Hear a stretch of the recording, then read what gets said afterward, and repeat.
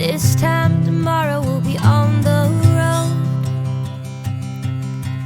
riding with you into sunnier days. I wouldn't want it any other way. It's time to name the neglect from typical food advice.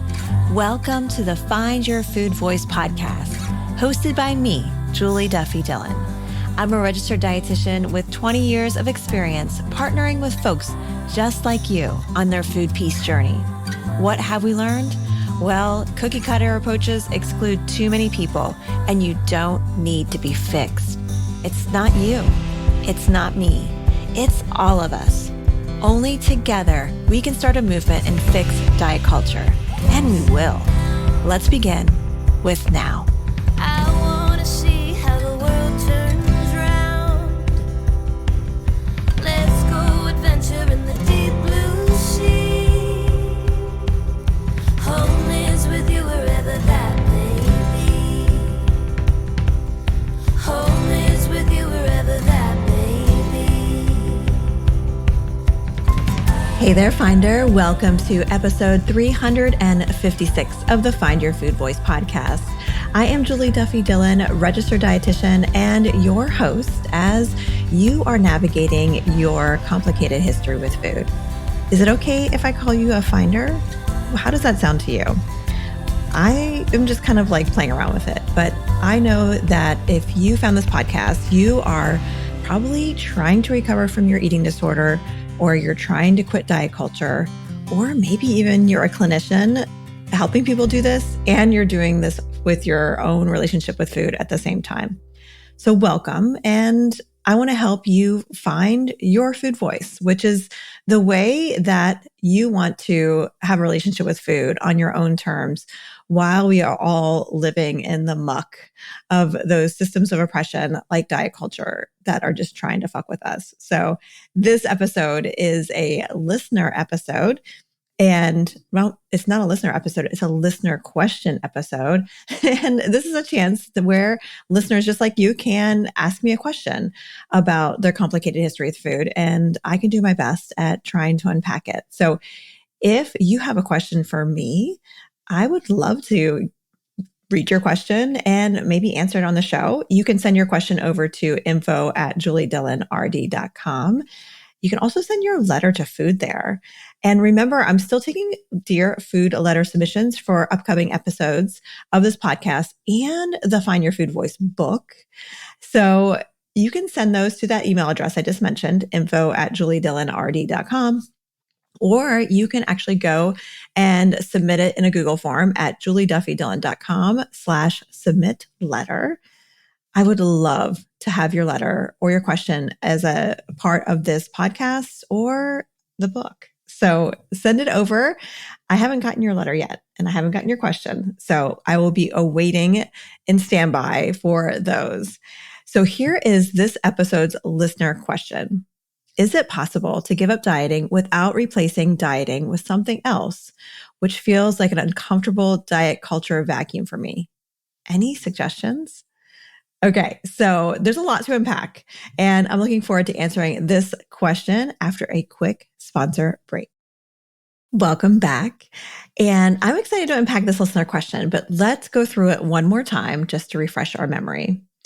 Is it possible to give up dieting without replacing dieting with something else, which feels like an uncomfortable diet culture vacuum for me? Any suggestions?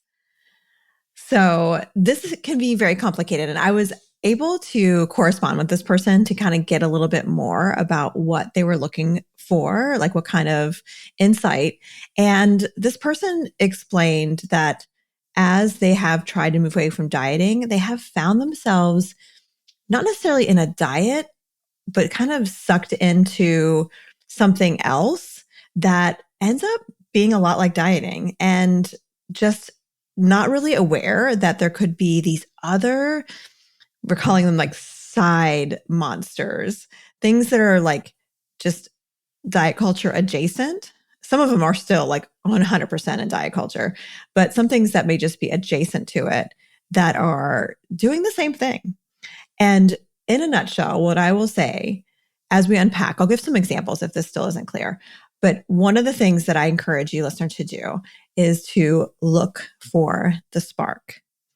If you can find the spark as close as you can to real time, it will serve you so well. That definitely takes practice and experience, which means messing up basically in order to have that experience. So be patient with yourself, because the only way to really recover and to efficiently be able to reject these kind of diet culture side monsters is to mess up. And if you kind of get down on yourself for messing up, well, you're going to miss the spark. So look for the spark. Okay, so first, let's really unpack this question, some examples. And I mentioned there's some things that are kind of these like parallel to diet culture. And then there's other things that really are still like legitimately still in diet culture. And I kind of think of these as surface level kind of diet culture side monsters. And one of them is kind of plant-based eating. Sometimes people will explore vegetarianism or veganism in a similar kind of way. And I also see it as, I just want to eat healthy, or I just want to eat clean, or I just want to eat organically or sustainably. I also see these kind of diet culture side monsters coming in through group programs. So maybe like the couch potato to 5K programs, boot camps, just joining a gym, or starting some kind of healthy eating or wellness challenge. Are these all bad? Of course not. They're not all bad.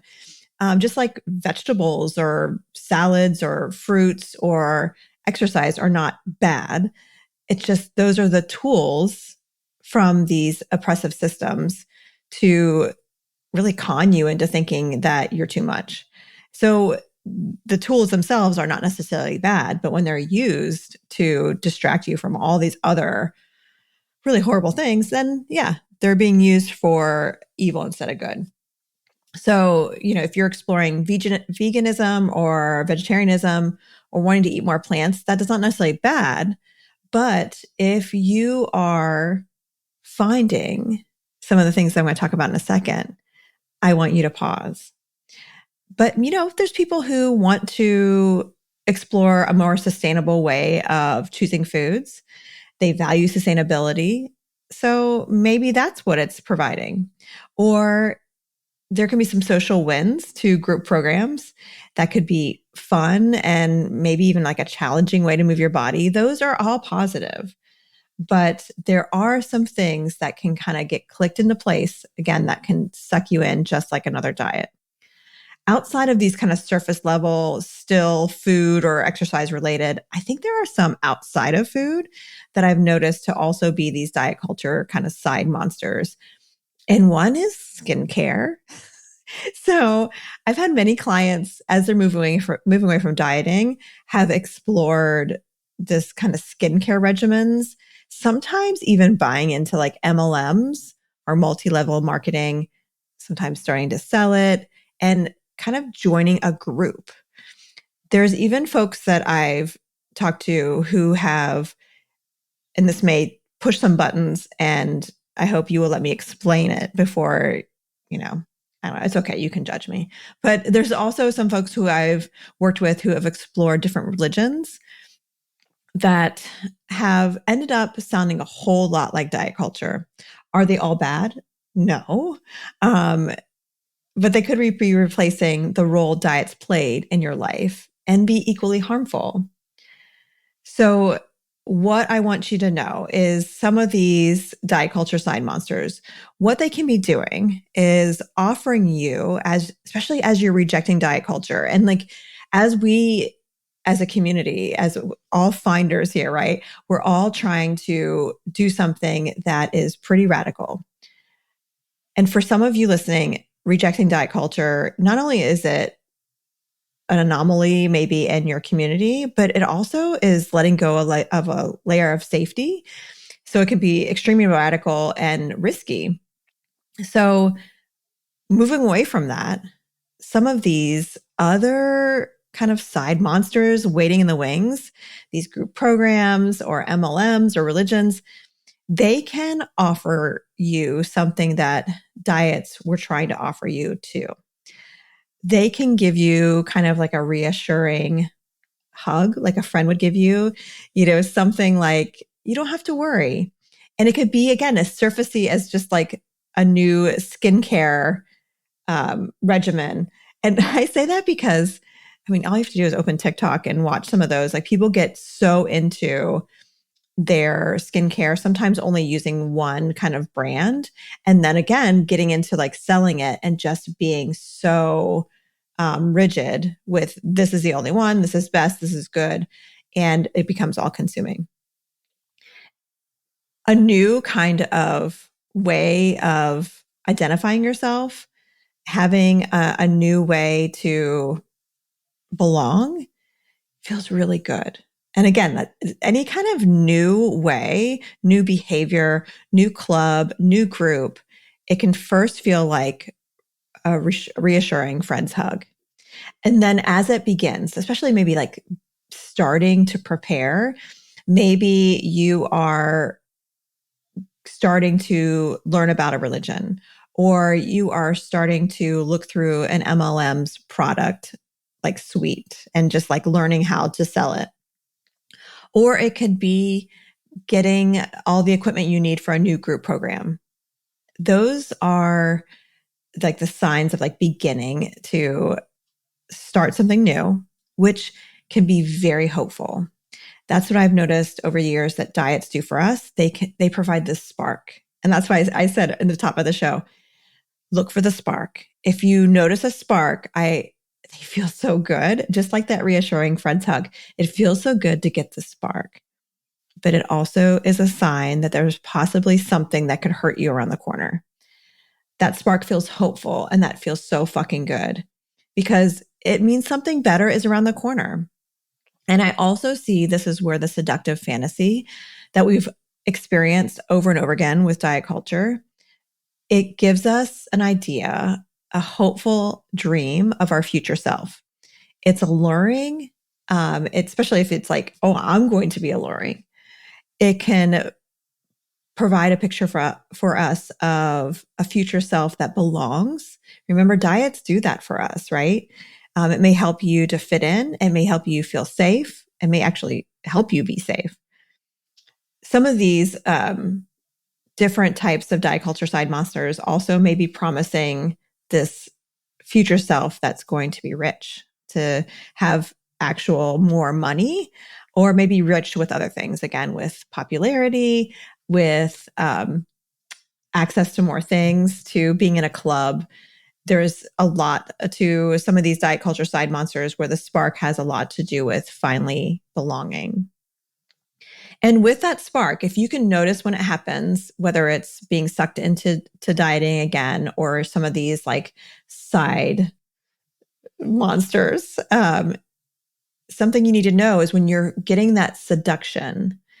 I sometimes think of that seduction as like this download that we did not give consent to receive.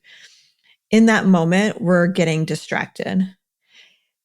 And of course, with dieting, we're distracted from the origins of dieting, how it started in racism and all the other systems of oppression that come from that. And we're also distracted from how we have over 100 years of research on how diets don't work for most people. And if anything, they cause harm more than any benefit they ever could. But these side monsters, we're also, as we're getting seduced, they're distracting us from how much money we're spending. Some of that skincare is so expensive. Or those MLMs, like how much money people have to put up in order just to even begin to sell anything. It also can be distracting from red flags. I know for a lot of people who did find themselves within harmful religions, they said later on, like, I really miss these red flags because I was getting seduced. I was getting like misled into believing that I was going to have a place, that I was going to have all these things that I've been longing for. And so it just made so many people miss these red flags. So with that all being said, if you are moving away from diets, whether you're recovering from an eating disorder or you just are like totally noticing how nasty the origins of diets are, or you have experienced diet rock bottom, like you've dieted your whole life and you just know it's not going to work for you, I would encourage you to be aware as you're doing that work that there could be other kind of side monsters like just waiting for you to promise you a similar outcome with the same shitty results. You're going to be very vulnerable. And something that I mentioned earlier is to look for the spark. And so this is something that you can do no matter where you are on your journey to finding your food voice, is really start to look at themes and break out a journal or a notes app and really let yourself remember how you started diets in the past. I use the word seduced because it is so fucking seductive. But think about what led you to dieting before. It could have been something like a recommendation from a healthcare provider. It could have been a shitty partner's comment about your body. I mean, it could be so many different things. It could be that you were in a place where a bunch of friends were dieting. But looking back, think about as you started the process, think about that hug. There was a point of before you started that diet that you felt something that felt like it was going to be a good idea, some kind of reassurance. What reassurance? Like, what was the kind of dangling carrot? What did it reassure you that it would provide for you? What was the promise? And with that reassuring hug, usually right after that is the spark. And try to remember what that spark felt like. That part where the dopamine hit and you were starting to feel super hopeful. Usually that hope leads to a fantasy. And it may not have felt like something like a fantasy because it probably felt very real what the promises were. And calling it a fantasy, I know, can kind of ruin it in a way because it lets us know that it was a lie. But before you knew it as a lie, and maybe you still don't think of it as a lie, it's okay. But what were the promises and what were the outcomes going to be as you finished the diet? Pay careful attention to how you felt or any messages you got in your brain. Gather all of that. And this is the most important question to ask yourself. This is going to protect you so much moving forward and help you to keep distance from diet culture and any diet culture side monsters. As you were feeling that reassurance, as you were getting the spark, as you were fantasizing, what did you really need instead? Like, what were you really hoping for? Because the diet was really the packaging for what you were needing. And that's very individual. I can make some guesses. You know, doing this for over 20 years now, I heard a lot of people wanting to belong, many people wanting to be safe, accepted. Some people were wanting excitement. They were just so fucking bored. They just needed something in their life. But what did you really need? You can Google a needs list. And it'll come up with lots of different words for you if you're just needing to look through a list. But that's the most important question for you to help protect yourself from getting seduced again by diet culture and these diet culture side monsters. What did you really need? And hold on to that. Put that notes app toward the top of the list, keep it in your journal, and put one of those little, like, what are those things called that, like, one of my kids is a huge reader. So she has all those little tabs, that's what it is. Put a tab in your journal for this and keep it handy. If you're joining a new group, changing a behavior, whether it's related to food or not, go through those questions, look for that hug, look for the spark, look for the fantasy, and ask yourself the most important one. What do I really need? And something I didn't tell you in the beginning is you can also give yourself what you really need. If someone is wanting to belong, when you're needing that feeling of belonging, how have you fulfilled that in the past? What have you done to feel safe in the past or to feel accepted? There's probably things that you have done that are actually health promoting for you. Texting a friend, journaling, doing some kind of hobby. There may be something else that is safer, that's not going to fuck with your recovery from diet culture, and fill that need at the same time instead of like fake filling it. All right. So I hope that answers your question, listener. And if you would like to ask me a question for an let me say that again. If you would like to ask me a question for an upcoming episode, email it to me at info@juliedillonrd.com. Also, I am still taking Dear Food Letter submissions for upcoming episodes and the Find Your Food Voice book. You can submit them either to my email address, info@juliedillonrd.com, or at julieduffydillon.com/submit-letter. Before I end, many of you have been connecting with me in my TikTok DMs or in email and asking how you can support me, which if you want to get me to cry really fast, tears of joy, of course, ask me that. I think that is just so sweet. But there are some really easy ways for free that you can support me as I'm writing this book and just doing the work that we do here on the Find Your Food Voice podcast. And one of the easiest things you can do is actually listen to the ads. I know ads are annoying, but if you listen to any independent podcaster like me, the only way we get paid is if actually someone listens to the ad, and they don't get paid if they're skipped. So just listening to the ads is really wonderful. I try my best to screen out different categories. So it's a lot of ads about like plumbing and I don't know, like mattresses, like things that hopefully are not in any way like hitting diet culture. But if you just listen to them, that's going to help support the show. And those ads are how we basically pay for our team to be able to produce the podcast. The other thing you can do is leave a 5-star review in Apple or Spotify. Also, subscribing or following the show. This helps me and you because then you don't miss an episode and then you don't miss an episode. So I appreciate that. Another way also, of course, is to share an episode with a friend. So thank you in advance for any and all support, for listening to the show, sharing it with others, following the show, and leaving a review. It really means a lot to me, and I thank you for your support. All right, I look forward to checking in with you next time, Finders. And until then, take care.